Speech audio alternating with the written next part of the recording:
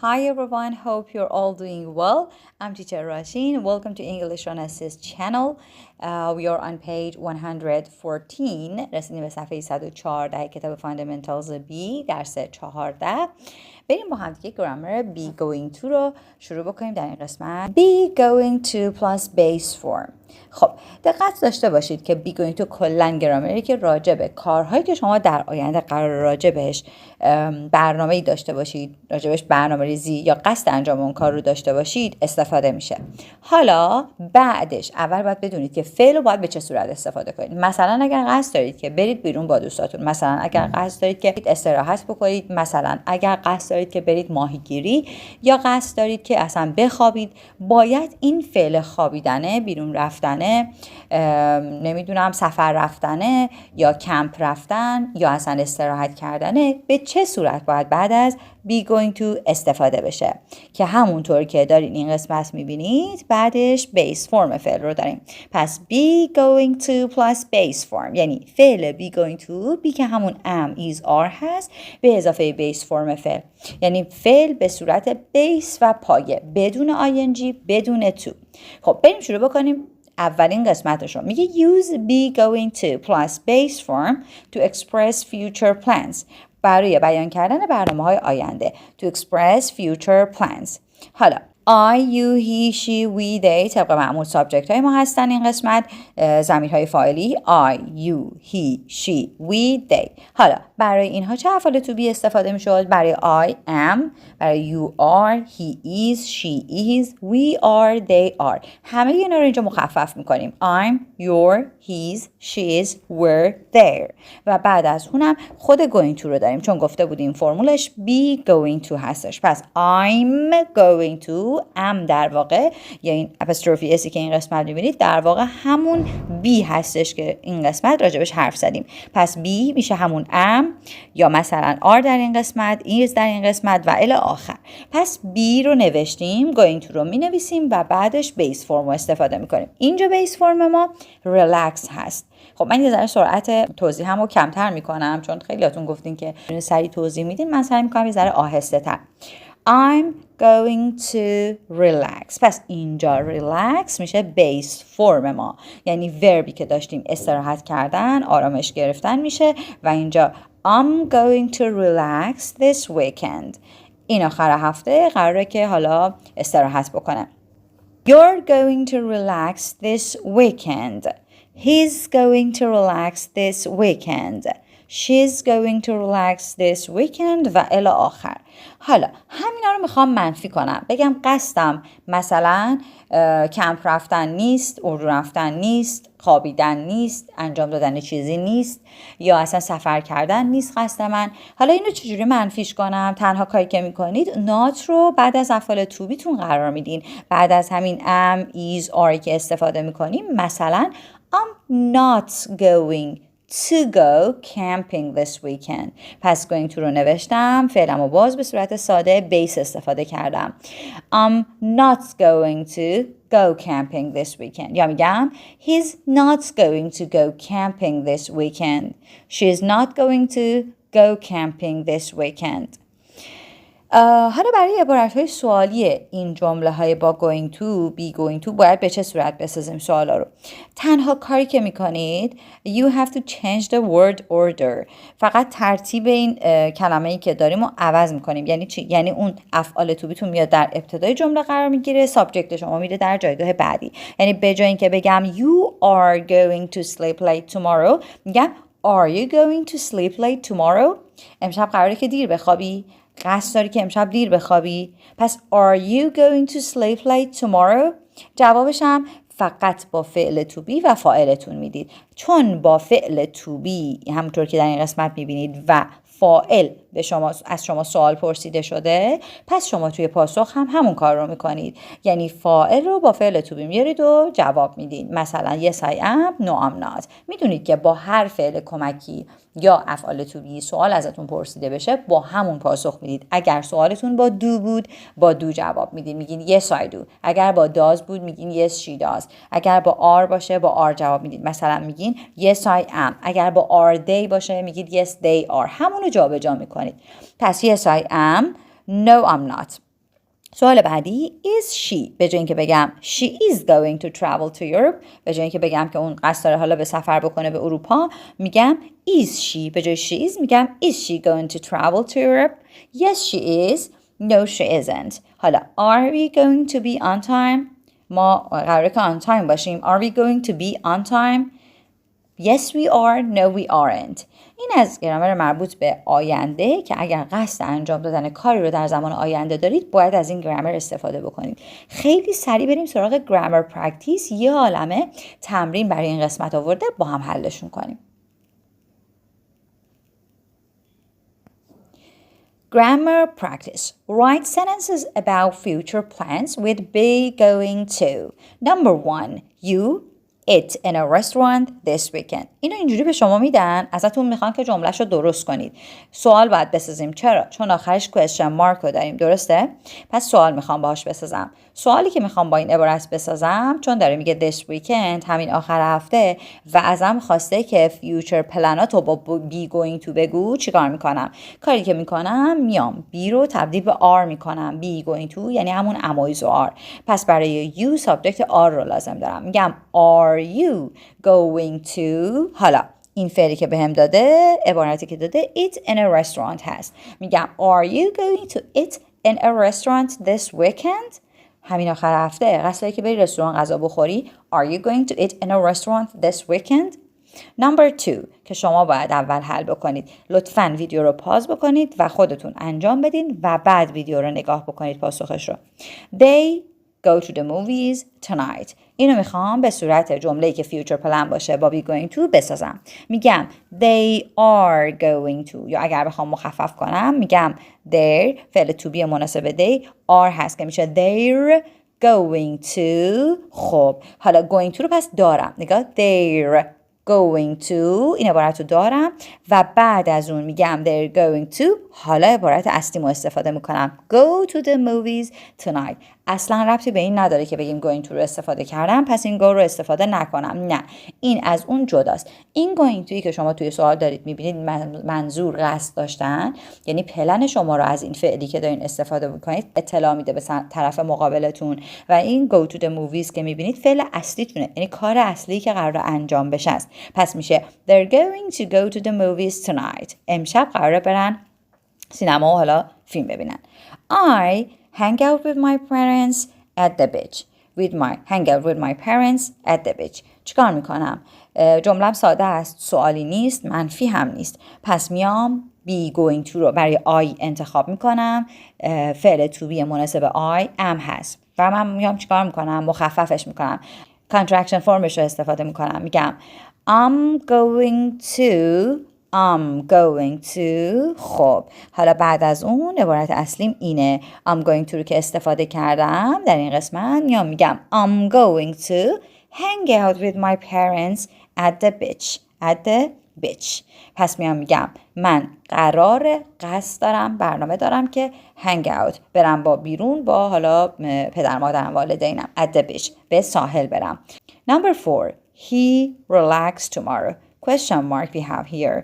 پس باید چیکار کنم؟ سوال دیگه تبدیلش میکنم به سوالی. اول فعل to be مناسب he رو پیدا میکنم. ایزه، چون طبق معمول be going to رو لازمش دارم. میگم is he. به جای اینکه بگم he is going to relax میگم is he going to رو که استفاده میکنم. عبارت ثابت من اینجا relax هست که باید بیس باشه، ساده باشه.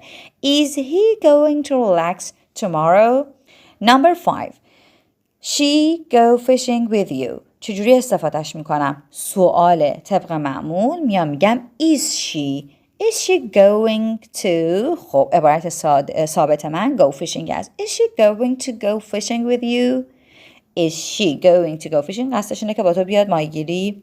Number 6 we exercise on Saturday. خب سوالیه، باز question mark دارم اینجا. میام چیکار میکنم؟ میگم are we going to exercise on Saturday؟ پس چیکار میکنم؟ کاری که هست are رو استفاده میکنم. میگم are، we رو میذارم و بعد میگم going to و بعد فعل اصلی رو استفاده میکنم که در این قسمت exercise هست. Are we going to exercise on Saturday؟ Number 7 they و move رو دارم. خیلی راحت. سوالی هم هست. فعل to be مناسب they چیه؟ are هست. کاملا درسته. میگم are they عبارت going to ثابته چون دارم در مورد پلن آینده حرف میزنم. future پلن حرف میزنم. پس میگم are they going to و بعدش از move استفاده میکنم. are they going to move? Are they going to move? آیا اونا میخوان نقل مکان کنن؟ قصد نقل مکان کردن دارن؟ Number 8 Jeff and Joan study architecture. 3 تا عبارت رو دارم. میام در مورد جف و جون فعل تو بی مناسبش رو انتخاب میکنم که are هست چون 2 نفر هستن. میگم سوالی هم نیست دیگه، خیلی راحت. میگم جف and Joan are. خب حالا این قسمت going to رو باز لازم دارم. are going to فعل ثابت هم studyه که به صورت ساده میاد. study architecture. خیلی راحت. She graduate in May. خب اون فارغ التحصیل میشه در ماه می. She خب عبارت فعل to be مناسب she is هست. She is باز عبارت going to رو برش استفاده میکنم. She is going to. حالا graduate رو به صورت ساده میارم و بعدش هم in May. She is going to graduate in May. این بود از تمرین های مربوط به قسمت grammar practice. بریم سراغ now you can discuss plans. خب بریم با هم دیگه فایل صوتی مربوط به این قسمت رو بشنویم. Page 115. Now you can discuss plans. Exercise 1. Conversation model. Read and listen. Any plans for the weekend? Not really. I'm just going to hang out with friends. And you? Actually, I'm going to go camping. خب اولین جمله میگه Any plans for the weekend? Any plans for the weekend? پلن به برنامه میگن که حالا برای یه کاری قرار برنامه ریزی انجام بدین. شما براش پلنی دارید. خب این قسمت any plans for the weekend وقتی استفاده میشه که میخوام بگیم هیچ برنامه‌ای برای آخر هفته داری؟ Any plans for the weekend? Any plans for the weekend? هیچ برنامه‌ای برای آخر هفته داری؟ Not really. I'm just going to hang out with my friends. And you? Not really. I'm just going to hang out with friends. And you? میگه نه واقعا. Not really. I'm just going to hang out with friends. نه فقط میگه میخوام با چند تا از دوستانم وقت بگذرونم. I'm just going to. خب فعل hang out رو اینجا داریم به صورت ساده. بعد going to اومده.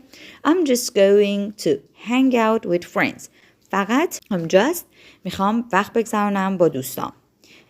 And you و تو actually I'm going to go camping. من به کمپینگ میرم راستش. Actually I'm going to go camping. خب حتما conversation activator رو مطالعه بفرمایید و میگه ask about other times. حالا در مورد یه تایم دیگه ازشون بپرسین. Ask more questions with be going to. سوال بیشتر یا با be going to بپرسین. یه نگاه به این قسمت recycle this language بندازین که مرور داره برای شما. Are you going to tonight, tomorrow, next week, after class? How about حالا مثلا میخوایم بگین این موقع چطور؟ Next weekend چطور؟ The day after tomorrow چطور؟ The day after tomorrow اگه یادتون باشه درس اول این کتاب خوندیم که میگفتی که پس فردا، روز بعد از فردا میگیم پس فردا. The day after tomorrow. خب بریم سراغ پارت بعد.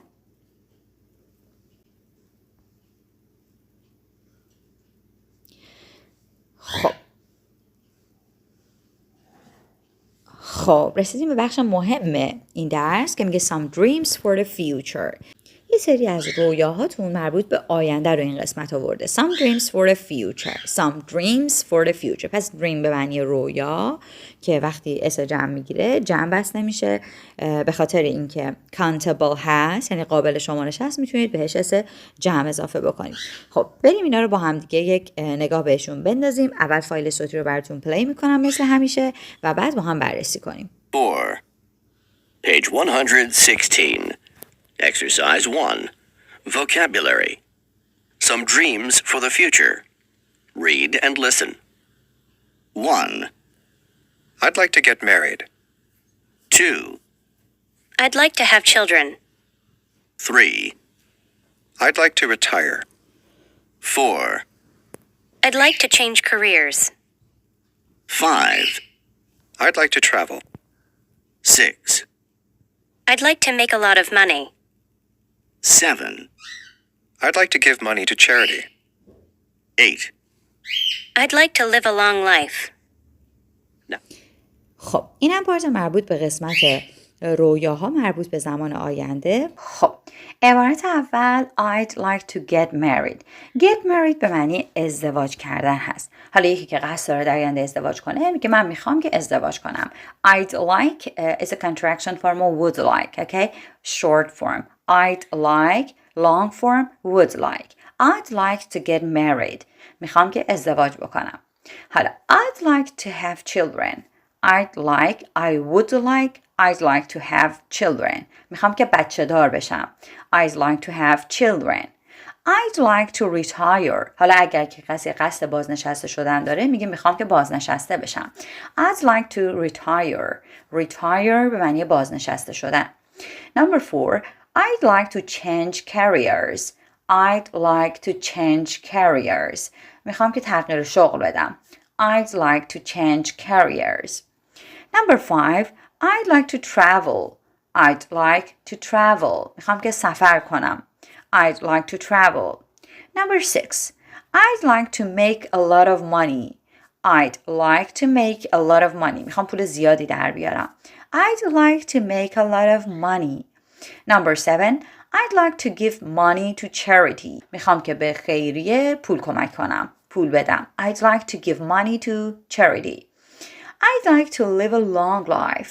میخوام که عمر طولانی داشته باشم. طولانی مدت زندگی کنم. I'd like to live a long life. این بود از عبارت آخر. پس اینا جزو دریم هایی میشن که شما میتونید برای آیندهتون توی حرفاتون ازشون استفاده بکنید. هر کدوم که مربوط به خودتون میشه. پس live a long life داریم. live a long life. کسی که میخواد حالا عمر طولانی داشته باشه میتونه از این عبارت استفاده بکنه. Give money to charity. Make a lot of money. Travel. Change careers. Retire. Have children. Get married. بریم سراغ پارت بعدی که یک listening comprehension راجع به همین قسمته.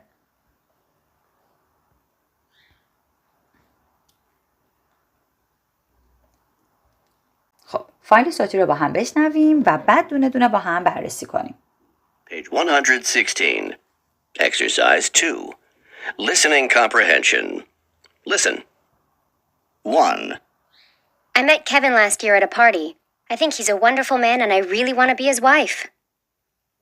2, My grandma is 99 years old.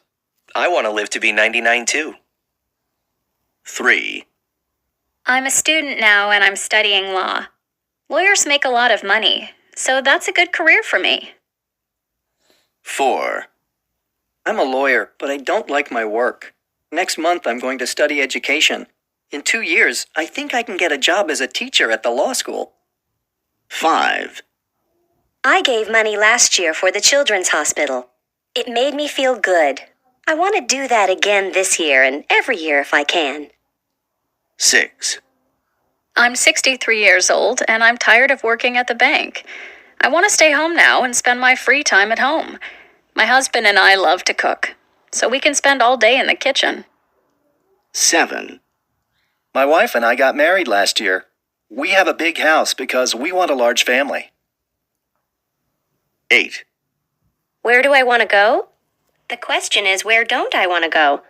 Japan, India, Africa, Asia, other places too. Now listen again. خب بریم با هم دیگه بررسی بکنیم. Number 1. She'd like to get married. فقط پاسخ‌ها رو با هم چک میکنیم. She'd like to get married. بذارید این چارت های اول رو از نزدیک‌تر بیارم. خب Number 2. He'd like to live a long life. حالا اگر خواستین پاسختون رو چک بکنین live a long life یعنی عمر طولانی داشته باشه. Number 3. She'd like to. حالا میخواست پول زیادی در بیاره پس میگیم she'd like to. بعد از would like هم دقت بکنید که would like to بعدش فعل به صورت ساده بیارید. She'd like to make a lot of money. A lot of money. Number 4. He'd like to change careers. خب بریم سراغ number 5.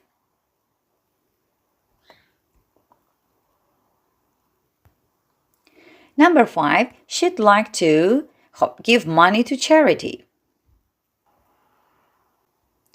Number 6. She'd like to retire. میخواست که بازنشسته بشه. Number 7. He'd like to میخواست که بچه دار بشه. پس میگیم have children. She'd like to have he'd like to have children.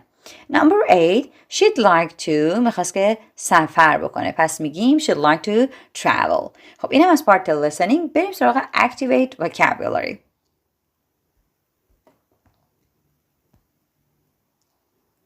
خب in the next 2 years. حالا دقت بکنید به این لیستی که براتون اینجا آورده برای دریم هایی که مربوط به آینده میشه. Dreams for the future. Look at these boxes for your dreams for the future. به این باکس نگاه کنید که درباره دریم هایی که مربوط به زمان آینده میشه. حالا in the next 2 years. معمولا این سوال زیاد پرسیده میشه که حالا برای 2 سال آینده، برای 5 سال آینده چی میخواید شما؟ In the next 2 years دریم هاتون چیه؟ I'd like to in the next 2 years یعنی در 2 سال آینده، در 2 سال دیگه، 2 سال بعد in the next 2 years I'd like to. حالا اگر میخواید قصد ازدواج دارید get married رو تیک میزنید، میگید get married میخوام ازدواج کنم. پس اگر یه شخصی ازتون پرسید حالا پلاناتون برای next 2 years چیه، next 5 years چیه، میتونید از همه این عبارت ها هر کدوم که دوست دارید انتخاب بکنید و باشون صحبت کنید و مکالمه داشته باشید. Get married. حالا اگر که میخواید graduate بشید، میخواید فارغ التحصیل بشید، میگید I'd like to graduate. اگر میخواید سفر کنید I'd like to travel، مثلا حالا تو یه جایی به یک مکانی. I'd like to have children. اگه میخواین بچه دار بشید. I'd like to move to a new country. اگه میخواین به یک کشور جدید نقل مکان کنید، اگه کشوره میگید to a new country. اگر شهره میگید move to a new city. حالا اگر میخوایم به یک آپارتمان یا خونه جدید برین میگین I'd like to move to a new apartment or a new house. پس بدون اینکه به این متن نگاه کنید تکرار کنید. I'd like to move to a new apartment or a new house. Study a new language. اگه میخواین زبان جدید یاد بگیرید. I'd like to study a new language. I'd like to write a book. میخوام یک کتاب بنویسم. I'd like to make a lot of money. میخوام پول زیادی به دست بیارم یا در بیارم. I'd like to give money to charity. میخوام به خیریه کمک بکنم. I'd like to give money to charity. Next, learn to play a musical instrument. میخوام که یاد بگیرم، آموزش ببینم، یاد بگیرم. Learn to play، بنوازم. A musical instrument، یکی از آلات موسیقی رو. Instrument، musical instrument. Get a new car. میخوام یه ماشین جدید بگیرم. پس in the next 2 years I'd like to get a new car. حالا in the next 2 years I'd like to meet a good looking man. I'd like to meet a good looking woman. I'd like to meet a good looking woman. Change careers. I'd like to change careers. میخوام شغلم رو عوض کنم. I'd like to retire. I'd like to paint my living room. میخوام living room رو رنگ بکنم. I'd like to buy a new refrigerator. حتی میخوام یه یخچال جدید بخرم. و همینطور میتونه جزئی تر و کوچیک‌تر بشه این حالا رویاهایی که دارید برای آیندهتون، پلن هایی که دارید، دریم هایی که دارید. پس buy a new refrigerator حالا ریزترینشون هست. شما میتونید همینقدر آرزوهای کوچیکی هم داشته باشید. خب این بود از پارت مربوط به دریم های برای آینده. شما هم هر دریمی دارید برای آیندهتون میتونید توی کامنت ها برامون بنویسید. خیلی جالبه که بخونیم اونا رو. بریم پارت بعدی. توی این قسمت هم ازتون میخواد که روی نوتپد، همین نوتپد که اینجا براتون آورده، write 3 of your dreams. 3 تا از دریماتون رو بنویسید این قسمت از صفحه page 116.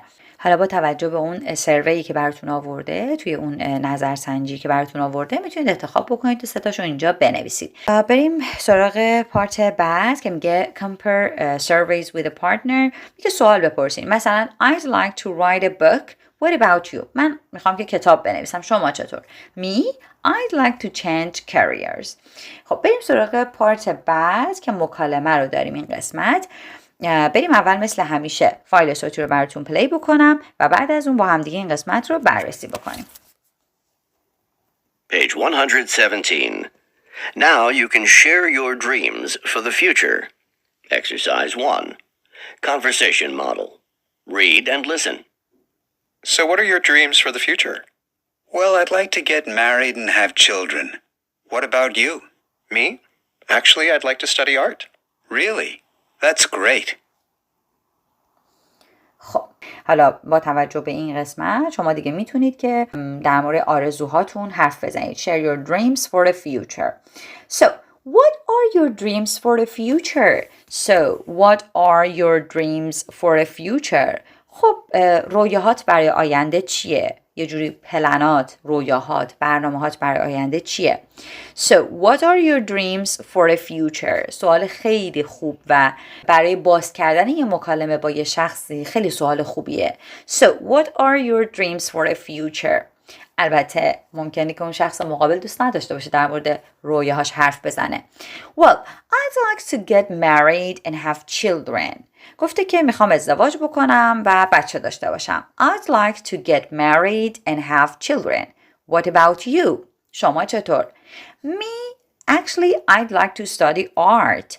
I'd like to study art. میگه من راستش من دوست دارم یا میخوام که هنر بخونم. I'd like to study art. Really? That's great. واقعا عالیه. Really? That's great. So, what are your dreams for the future? Well, I'd like to get married and have children. What about you?